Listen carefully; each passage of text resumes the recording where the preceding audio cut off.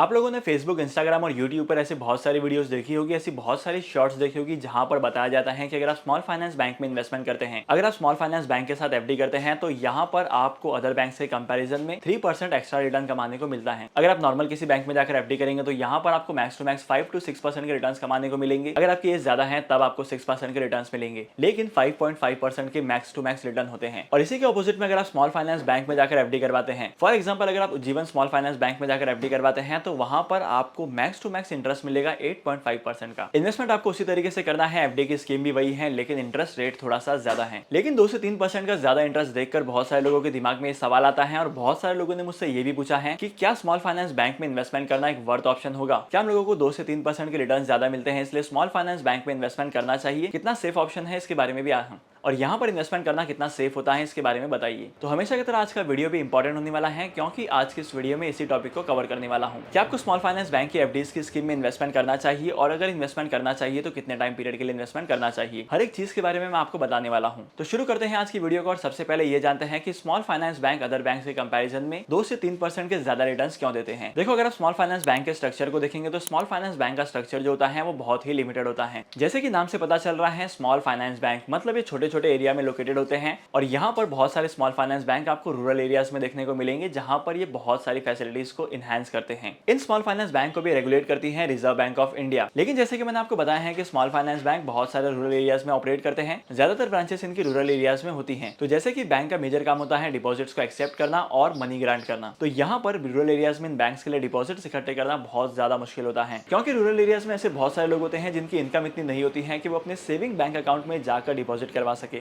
और अगर किसी के पास होती भी है तो इन रूरल एरियाज में इन बैंक्स की ब्रांचेस बहुत दूर दूर होती हैं, तो लोग यहाँ पर जाने के लिए भी 10 बार सोचते हैं। और इन्हीं सारे रीजंस की वजह से स्मॉल फाइनेंस बैंक के पास बहुत ही कम फंड्स आते हैं। हाल ही में प्राइम मिनिस्टर नरेंद्र मोदी जी ने जनधन योजना के अकाउंट ओपन किए थे, जीरो बैलेंस वाले, और इन जीरो बैलेंस वाले अकाउंट ओपन करने के बाद से इन अकाउंट में जो पेंशन है वो पेंशन आती है, लेकिन यहाँ पर ज्यादातर और किसी भी तरीके के ट्रांजैक्शन नहीं होते हैं। तो इन्हीं सारे रीजंस की वजह से स्मॉल फाइनेंस बैंक को थोड़ी सी मुश्किल होती है फंड्स को जमा करवाने के लिए। तो मार्केट से फंड्स को गैदर करने के लिए इनके पास एक ही ऑप्शन होता है कि हाई इंटरेस्ट अमाउंट पर एफडीज को इशू करना, और इसी रीजन की वजह से मार्केट में बहुत सारे ऐसे स्मॉल फाइनेंस बैंक हैं जो आपको अदर कमर्शियल बैंक के कंपैरिजन में ज्यादा रेट ऑफ इंटरेस्ट ऑफर करते हैं, क्योंकि उन्हें मार्केट से पैसे उठाने होते हैं। होप करता हूं कि अभी तक की वीडियो में आपको ये तो पता चल गया है कि आखिर स्मॉल फाइनेंस बैंक आपको हाई रेट ऑफ रिटर्न क्यों ऑफर करते हैं। लेकिन क्या आपको स्मॉल फाइनेंस बैंक की एफडीज की स्कीम में इन्वेस्टमेंट करना चाहिए, इसके बारे में भी जान लेते हैं। देखो, जैसे कि मैंने आपको वीडियो के स्टार्टिंग में बताया है कि मार्केट में किसी भी तरीके का बैंक है, फिर चाहे शेड्यूल बैंक हो, फिर चाहे स्मॉल फाइनेंस बैंक हो, या फिर किसी भी तरीके का कमर्शियल बैंक हो, हर एक बैंक को रेगुलेट करती है रिजर्व बैंक ऑफ इंडिया। और जैसे कि हर एक बैंक को reserve bank of India operate करती है, तब यहाँ पर आपके हर एक अकाउंट पर, हर एक सेविंग अकाउंट पर, हर एक फिक्स डिपॉजिट के अकाउंट पर, हर एक रिकरिंग डिपॉजिट के अकाउंट पर आपको 5 लाख रुपीज तक का इंश्योरेंस मिलता है। इसका मतलब यह है कि अगर आपने जिस किसी भी बैंक में एफडी की है, आपने सेविंग बैंक अकाउंट ओपन किया है और वहां पर इन्वेस्टमेंट किया है अप टू 5 लाख रुपीज तक का, तो इन केस बैंक को कुछ हो जाता है या बैंक बैंकरप्ट हो जाती है, तब यहाँ पर आपको रिजर्व बैंक ऑफ इंडिया की तरफ से